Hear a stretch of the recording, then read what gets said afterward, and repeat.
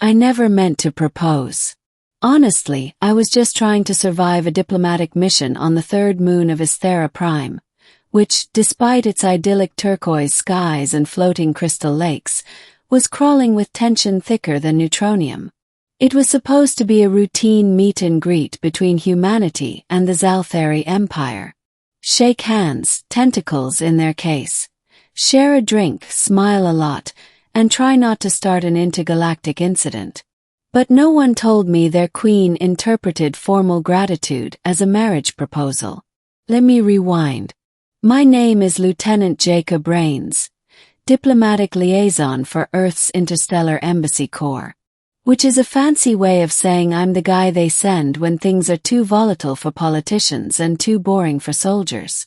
The Zalthari Empire had just signed a tentative peace agreement after a skirmish near the Veldara Drift, and Earth, being the newest race on the galactic block, was trying to make a good impression. To me, freshly shaved, looking awkward in a half-armored, half-formal ceremonial suit, I stepped off the shuttle with my translator chip calibrated and my nerves shot to hell. The first thing I saw was her. Queen Zalthera herself. 12 feet tall, bioluminescent scales that shimmered like shifting starlight, for arms folded with regal poise, and a crown of living vines that moved gently of their own accord. She stood on a dais of polished obsidian, flanked by silent guards in gleaming armor. Her piercing silver eyes locked onto mine. Bowed low. That part 1 practiced. I didn't trip. Score 1 for humanity. She stepped forward with a grace that belied her size and extended one long, claw-tipped hand. "Human Jacob Rains," she said through the translator. "You carry the words of your people in your mouth. May they taste sweet. Okay, weird but poetic. And you, Queen Zalthera, carry the strength of your people in your eyes. May they shine forever," I replied, reciting one of our pre-written greetings. A pause. Hush fell. And then she smiled. At least I think it was a smile. Her fangs didn't look particularly non-lethal, but the guards relaxed, so I followed suit. Everything was going fine until the banquet. Zalthari customs were complex. You couldn't touch food with your dominant hand unless invited. You couldn't drink until someone told a joke.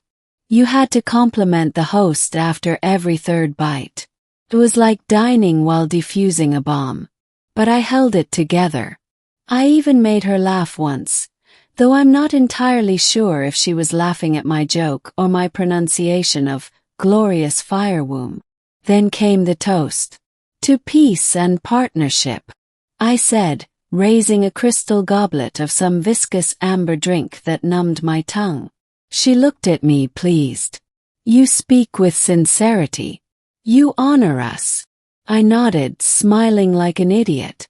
Of course. I would pledge myself 100 times to peace with the Zalthari. Even to you personally if that's what it took. I didn't mean anything by it. It was rhetorical. A diplomatic flourish. But Queen Zalthera's pupils dilated. Her crest flared. The entire room froze. "Is this true, Jacob Rains of Earth?" she asked, her voice hushed but thunderous. "You offer yourself to me?" My brain took a second to catch up. What? Well, wait, I was just saying that I support peace. You know, metaphorically. He stood. The room went dead silent. By ancient rite and words spoken in sincerity before the court, I accept your proposal. I choked on the drink. Wait. What? You shall be consort of the Zalthari Empire. By the time I got back to my shuttle, I was already trending on the galactic net. Human diplomat engaged to Zalthari Queen. Earth's first royal marriage alliance. Accidental proposal or genius strategy. My commanding officer just stared at me when I told him what happened. Then he laughed for 5 straight minutes before realizing I wasn't joking. "Rains, you just got Earth a permanent seat at the Empire's High Council. he muttered, rubbing his temples. You're either the dumbest man alive or a political genius. I'm leaning toward dumb, I said. The next few weeks were a blur. Apparently, Zalthera had already made the announcement, declared a royal bonding ceremony, sent emissaries, even had commemorative coins minted, with my face on them. The Zaltheri took verbal declarations very seriously, especially ones made in public in the royal court, during a ritual toast. Earth couldn't back out without causing a galactic scandal. So now I was stuck in a palace made of living stone, being measured for ceremonial armor and taught Zaltheri courtship rituals. They had a whole dance involving pheromone dust and synchronized tail flicks. I didn't even have a tail. To her credit, Queen Zalthera was surprisingly kind. She visited me daily, curious about humanity. She asked about our art, our music, our clumsy political history. She found our chaos endearing. One night, we sat on a balcony overlooking a floating garden of glowing flowers. You do not wish to be here, she said softly. It's not that, I replied, sighing. It's just, I never expected any of this. She was quiet for a while. Then she said, neither did I. I turned to her, surprised. I have rejected many suitors, she said. Some sought power. Others flattered. None offered themselves. Without ambition. That's because I didn't mean to. I blurted. I didn't even know what I said meant that here. She laughed, a deep musical sound that sent ripples through the garden vines. I know. That is why it matters. That night I started to see her differently. Not as a towering alien monarch, but as a woman burdened by duty, seeking something genuine.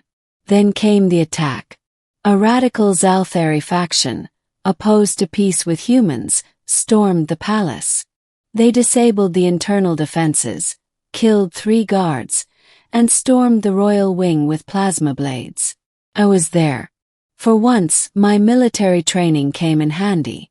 I grabbed a fallen guard's sidearm, tackled one of the attackers, and fired blind to keep them away from Zalthera.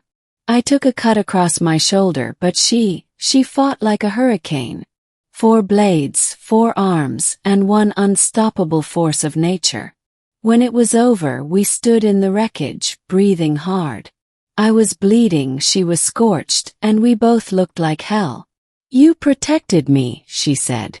Of course I did, I gasped. That's what a partner does. She stepped forward and gently cupped my face. You may not have meant your proposal, but your actions speak truth. And that's when I realized something terrifying. I liked her. The bonding ceremony was held under the twin moons of Isthera.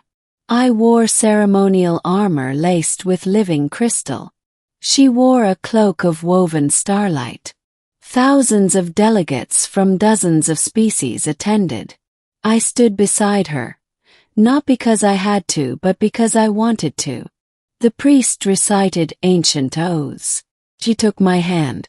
Do you, Jacob Reigns of Earth, take the crown of union with Zalthera, and all the responsibilities and joys therein? I hesitated, just for a breath. Then I said, yes. Now, I'm the royal consort of the Zaltheri Empire. We've established new trade routes with Earth.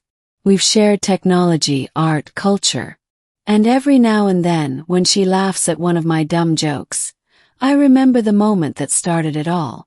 The accidental toast. The shocked silence. The accidental proposal. Best damn accident of my life.